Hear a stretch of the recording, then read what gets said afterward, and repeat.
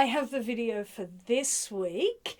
And this week we have a really odd little film. It's absolutely a cult film. It's one that I sort of came across and thought, okay, I'm gonna have to watch this. But it's gonna be one that's not for everybody. Absolutely not for everybody. I don't even. Yeah, it's a very weird little film. But before we start, remember, if you want to support us, remember there is our shop where we have books and writing services. There is also our Redbubble shop where there is over 100 designs. So if you want to support us, you can support us that way. If you want to support us and you don't want to spend any money, totally cool. Like, subscribe, comment, and share. So, what is the film we're looking at this week? The film we're looking at this week is The Bed-Sitting Room. And it's by Richard Lester, that is the director. Richard Lester also adapted the screenplay from the play The Bed-Sitting Room by Spike Milligan and John Artrobus, I think is how you say his name, which had run in London and was very successful.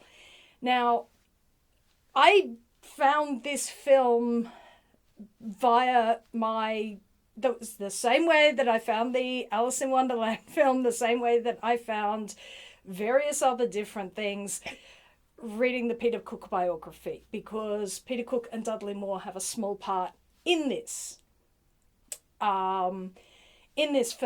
But I wasn't really going to look at it. I haven't looked at everything.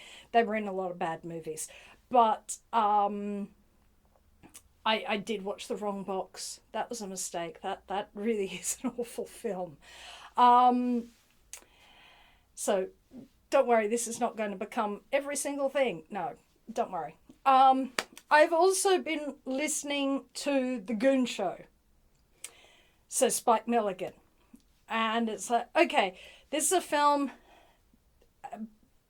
based on a play by Spike Milligan. Okay, that's got to be interesting. I really knew nothing about this thing going into it. Like, I'd never heard of it before. And Spike Milligan is notorious for not creating things that are easy to transfer visually. So I was sort of like, do I want to see this? What is it going to be like? I don't know. He's not a visual creator. And I think that this is where his co-writer in terms of the play brings the structure to it, because Goon Show is most definitely auditory. It's not visual. I mean, you visualize an awful lot. I can tell you what Grip Pipe Thin looks like. I know exactly what Grip Pipe Thin looks like. He's a tall man, very English, wearing a tattered tail suit and top hat. At least that's my version of Grip Pipe Thin. My version of Blue Bottle is very small and not always in a Boy Scout uniform, depends on what he's doing, but he's a small 12 or 14-year-old, like just before they hit that upward, growth. And so he's one of those weedy little kids, as what Blue Bottle looks like. And, often wearing oversized clothes because he's wearing adult things while doing that. So I can tell you exactly what those characters look like to me, but it's auditory. It's all implied. Transferring that and making that concrete is something that Spike Milligan less so, especially since he has these really rough jumps of logic. You go from here to here to here to here, which auditory you can do. On a visual medium, whether it's a stage or a film, there's no guarantee that that's going to work. And often it didn't quite work. He's always on the absolute edge of comedy. He is an absurdist comic, which is different. It's similar but different to Monty Python. You don't get Monty Python without Spike Milligan. You don't get some of the Peter Cook and Dudley Moore without the fact that they listened to the Goon Show as teenagers. It's really, John Lennon. Spike Milligan is where all of these thread back to. So if you start looking at 60s satirical stuff, you end up with Spike Milligan. It's unavoidable. So I eventually, it was like, okay, I have to watch this film. The Bed-Sitting Room is post-apocalyptic Britain. So being Spike Milligan, it's absurd. It's deeply, deeply absurd. This would make a really good double feature with Dr. Strangelove. If you can get over the incredible jolting difference between Kubrick and Lester's directing styles, you could actually watch this as a double feature with Dr. Strangelove. It will depress the hell out of you, but they would actually work, because post-apocalyptic and apocalyptic stories were a real theme of the 60s. People were very worried about this. I mean,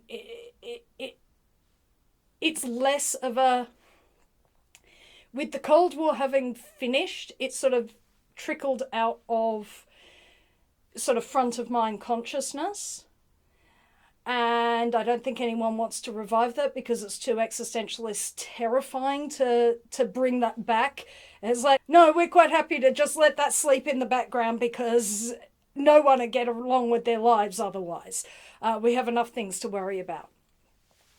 So it's not that we solved the problem, it's just that we chose not to keep thinking about it, which it makes sense. But it's very front of mind. There is a funny sketch called Civil War, which is about the civil defense people in Behind the Fringe. There's Dr. Strangelove, the Bed-Sitting Room. It also ties into the anti-war stuff that was happening, the anti-war, so things like How I Won the War, or later on, Oh, What a Lovely War.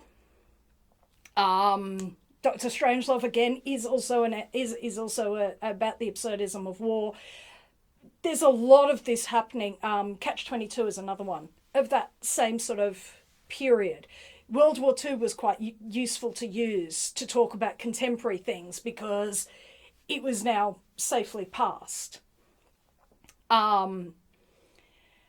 But in this, the war lasts 2 minutes, 28 seconds, and everything is destroyed. There are approximately 20 people living in Britain. Now, it's never said whether this is just Britain or whether this is worldwide. I assumed watching it that this was end of the world, catastrophe. This is it. That there are little pockets of small numbers of people living in the wasteland, and this happens to be the small number of survivors in what used to be London. 20 people is what's left of the 40 million Britons at that time. So here are 20 people. They are eking out, it's about 3 years since the war that destroyed everything. They are eking out some level of subsistence in this god-awful wasteland. Nothing is alive. Everything looks poisoned and dead. There are 4 people on the central line, or the circle line, going round and round and round and round. They're a family of a mother, father, and daughter. And unbeknownst to the mother and father, the daughter has has met another person in another carriage who was a commuter, and he's a young man, and they have been, well, I'll let you fill in the blank, but she is 17 months pregnant because she doesn't want to let it out. So she's 17 months pregnant because this world is just horrible. And then her parents discover what's been going on. The young man is brought into their carriage, and okay, we're going to have to get help because we're going to have to leave the carriage and leave the train and go up to the surface and see what on earth is happening. On the surface, you have various different people. You have two policemen floating around. That is the inspector and the sergeant. Peter Cook's the inspector.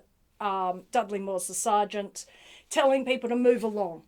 You have a man on a bicycle running a dynamo to provide electricity, which is actually what's been keeping the circle line running. You have a doctor. You have a former member of the House of Lords who's got his Rolls Royce being pulled by a team of horses. Harry Seacombe, playing a Welsh civil defence person.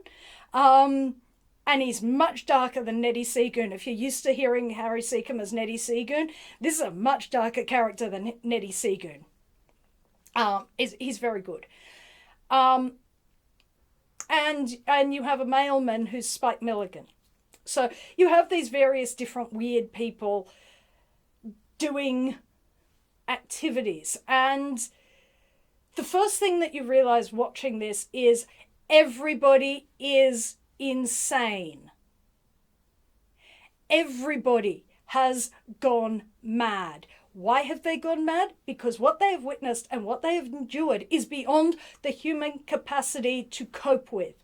They are all insane.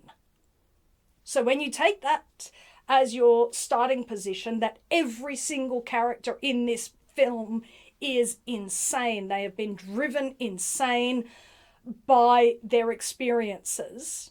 This makes a whole lot more sense. One of the ones that we see, we meet the doctor, who is Michael Hordern. I love Michael Hordern. He's brilliant. He's brilliant. Ralph Richardson is the member of the House of Lords, and he comes to see Michael Hordern, who is the doctor, to tell him that he's not feeling well, and it's like malnutrition. Yeah, well, that's I prescribe you breakfast. Of course, there's no breakfast to be had, but they're insane. Also, he thinks he's turning into a bed-sitting room because all of these people are slowly becoming subject to radioactive mutation. And he is literally turning into a bed-sitting room. A bed-sitting room is a bed sit. So it's a bed sit. It's a single room that would be let out. It would have maybe a kitchenette, probably more likely a sink, and a like basic bathroom facilities, and room for a bed and maybe some other furniture. But it's a bed sit. This is what he's turning into. Another one is turning into a wardrobe. Another one turns into a parrot. He also becomes Prime Minister because they're all on a rotating roster of who gets to be Prime Minister. They do eat the parrot. They do eat the parrot. It gets really, really weird. So a lot of the story is these people just stumbling through this chaotic world. The police officers keep telling everyone to move along, move along, move along. The logic being that if everyone is standing still, then if another attack happens, something else. But really, what do police say? Move along, sir. Move along, madam. Move along, move along. Every single person has become reduced to their cipher. Whatever clothes they are wearing, that is what they are.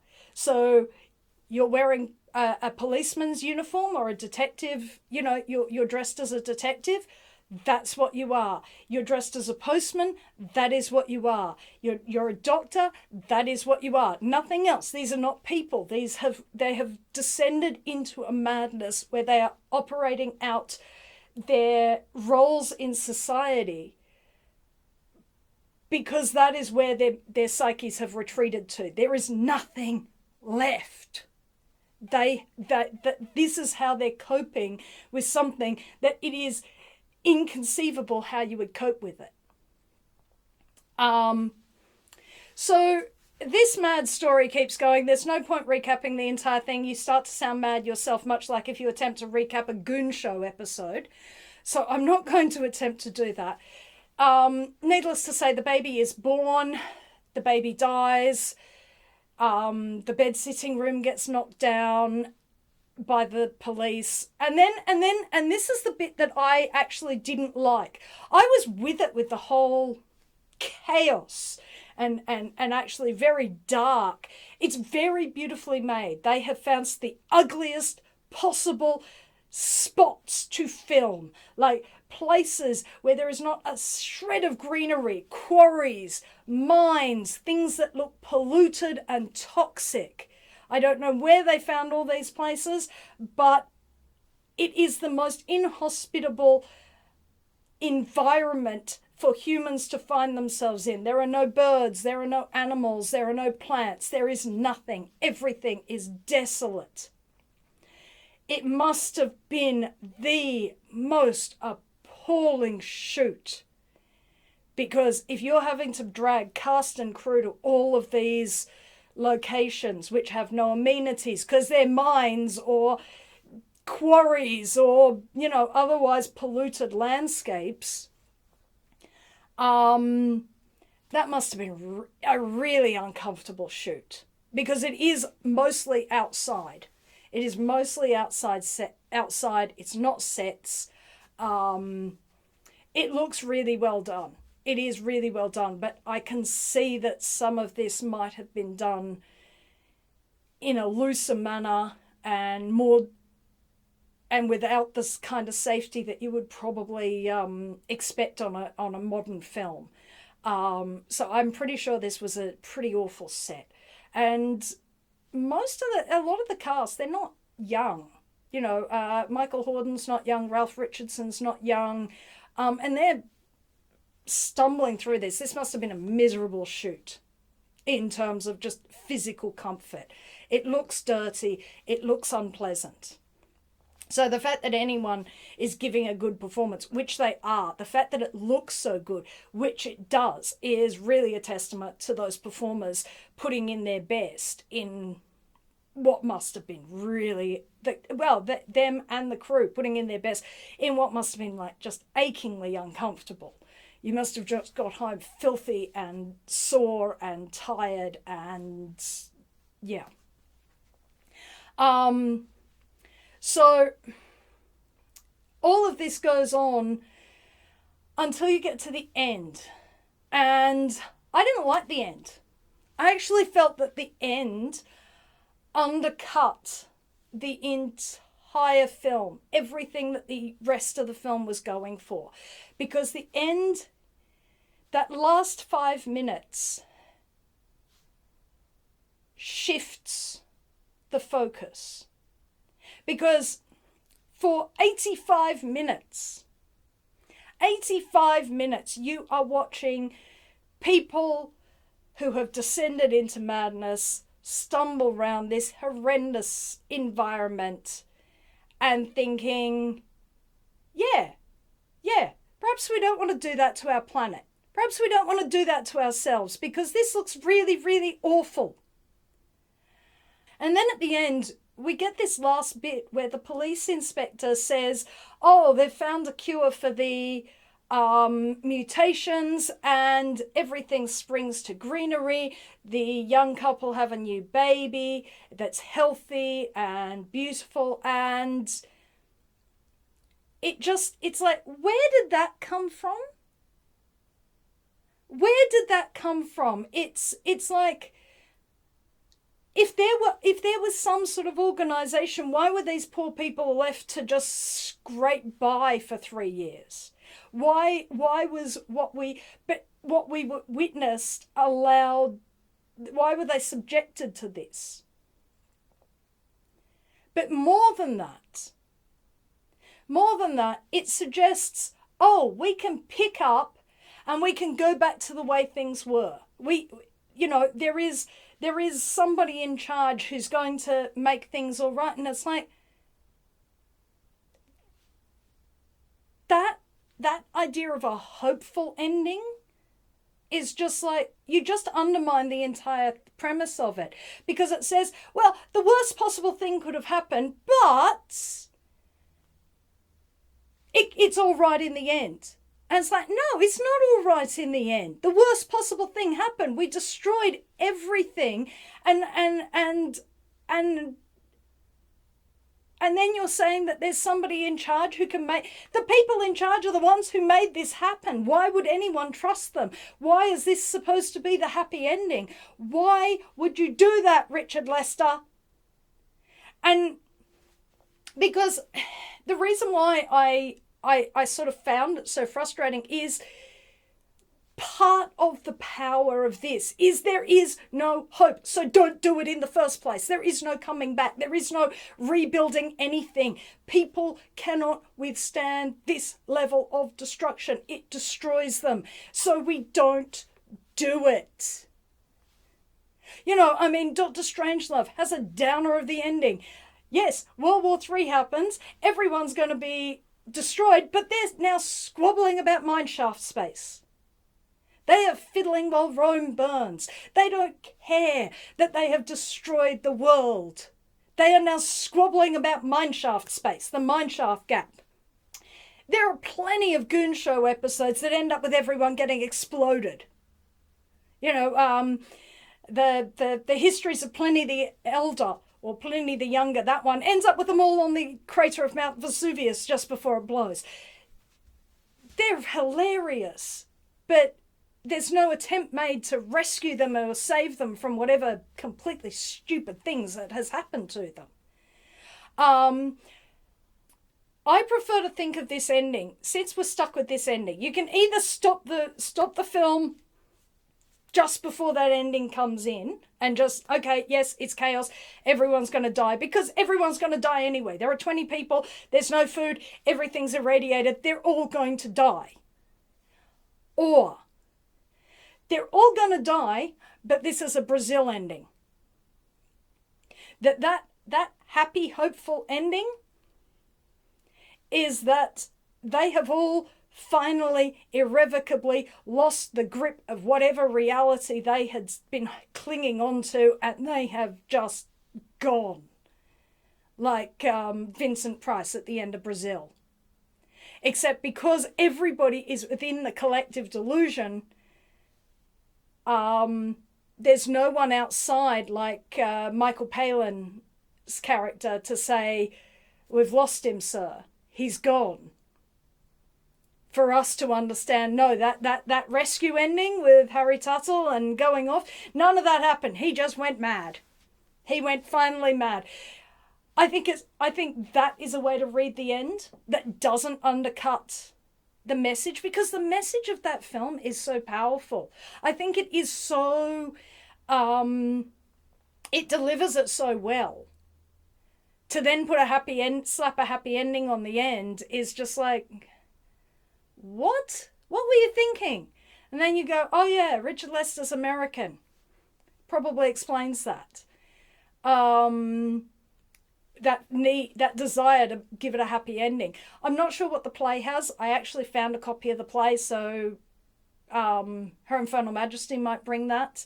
But I am interested to see how the play ends. I think the play ends with hope, but it is a distinctly different piece of work to the film. Richard Lester had no qualms against basically gutting the source material and pulling out what he wants. So I think the very uplifting sort of ending of the film is not the ending of the play. And I don't think that the focus of the film and the focus of the play are quite the same. But I prefer to think of it as a Brazil ending. That's the only way I can think of that ending and it not ruin everything that I watched for 85 minutes before. I think it's like Brazil. They've finally completely, irrevocably lost the plot. There is no going back. They're all going to die, but they're going to die in a delusion, in a complete delusion. They're gone. That's my my way that I would interpret the ending, because it seems such a shame to create such a powerful image and a powerful message of basically, this is what happens if we don't turn back from this. And, you know, I mean, this, and I think that this is something that still can have relevance, not only because we've still got, you know, awful nuclear things happening in the, like, as a thing in the world, which, you know, let's not give ourselves an existential crisis, please. But, you know, whether it's the environment, whether it's a lot of other things, there are lots of things where we could completely and utterly screw everything up and no one is coming to rescue us. We could destroy everything. We are a stupid, stupid, stupid species in that respect. A destructive species that we're willing to destroy it for everything, not just ourselves, but all things. And this is like, do you really want to do that? Do you want to maybe turn around now when there's time to turn around? Because this is not a future you want. This one didn't do great at the box office. In fact, it wasn't even meant to be made. Richard Lester was meant to make another film, and it fell down. He had the money, so he made this. And the production company were like, what? What did you make? What on earth is this? And he didn't direct anything for another 4 years. This film is a Richard Lester film, a Dick Lester film. Dick Lester you would know from the Beatles films, A Hard Day's Night and Help. You would also know Dick Lester from How I Won the War, which has John Lennon in. That's when John Lennon started wearing his glasses and you could stop looking at him and going, John, put your glasses back on. For the love of God, put your glasses back on. Because he really looks blind as a bat in some of those, in some of that concert footage. It's like, John, put your glasses on. He also directed Superman 2 and Superman 3. Yes, I think that was also Dick Lester. So you do know his work. You do know his work. There's a Three Musketeers film that he directed, and he also directed A Funny Thing Happened on the Way to the Forum, which is Buster Keaton's last feature film. The musical with Zero Mostel and Michael Crawford.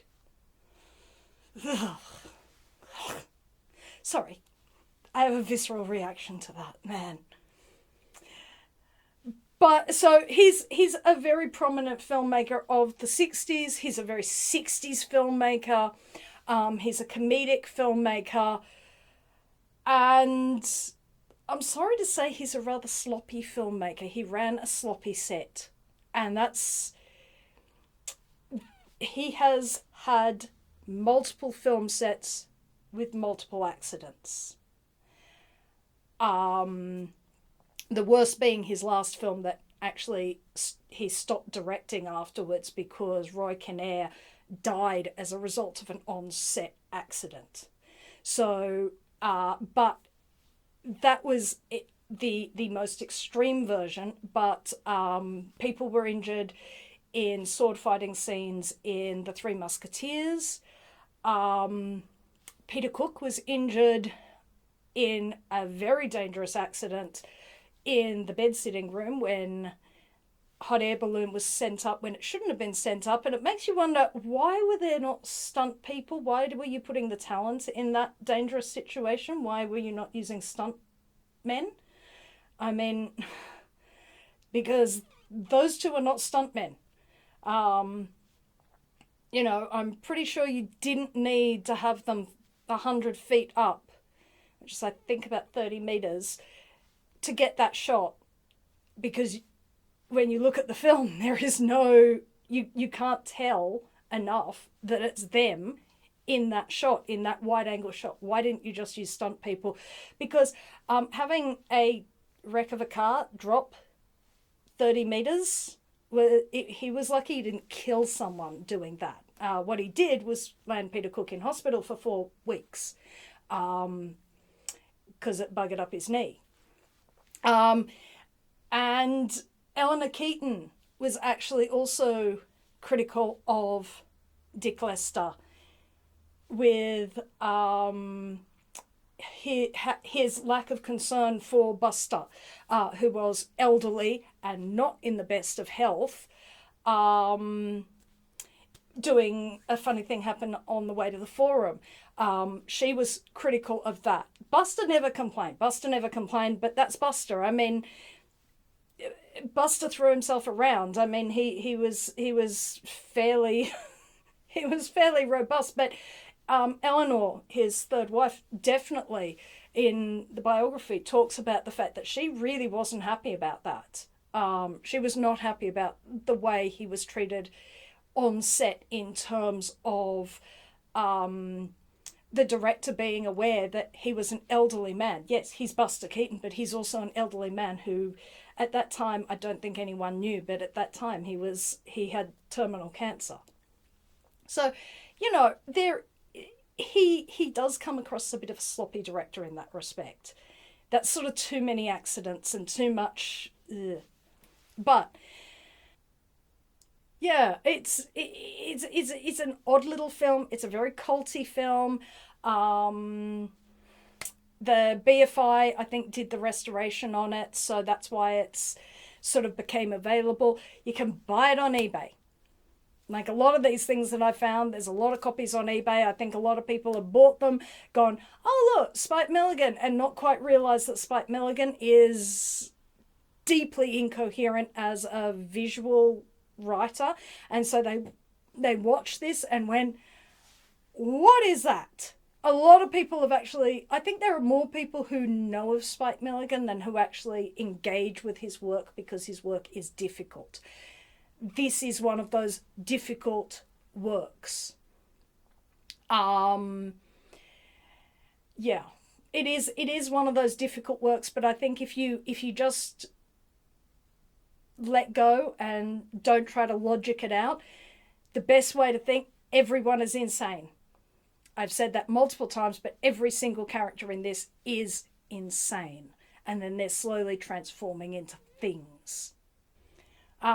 Things, not people, animals and inanimate objects.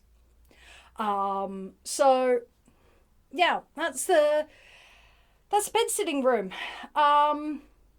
Check it out if it appeals to you. It's not going to appeal to everybody. Like I say, I have gone down a really curious rabbit hole and dug a couple of interesting things up. I've dug up some really weird, really not weird, but really just dreck. Some of it is entertaining to watch. Some of it is just dreck. Some of it is like, oh wow, what is this? That didn't work, did it? This one works, apart from that last 5 minutes, but as I said, you have a choice. You can Brazil it. You can think of it like Brazil, if you prefer, or you can just sort of, yeah, we're just gonna forget that. We'll stop it here. We'll stop it before things start turning green. Unfortunately, that means you lose Peter Cook's closing monologue, which is the biggest part he has in it, which is a shame, but you can watch it if you just assume it's a Brazil ending. So it's a weird little film that shouldn't exist, but it does exist. And if you're in the mood for a weird little film that shouldn't exist, that is kind of bleak and kind of dark, and then The Bed Sitting Room. It's got some good performances. Ralph Richardson, Michael Hordern, Harry Seacombe, Spike Milligan, all really good. Spike Milligan's mostly just pratfalls and things, but, you know, it's nice to see Spike doing on the screen. You don't see him very often doing a lot of things. There aren't any performances where you go, yeesh, that's bad. They're all really solid. It looks really good. It's just not for everybody. But if it sounds like it's for you, check it out. It's definitely of its time. It's definitely of its type. Yeah, The Bed Sitting Room, if you can find it. Anyway, that's all from me. And I think Janice is back next week. So until I'm back again, auf Wiedersehen.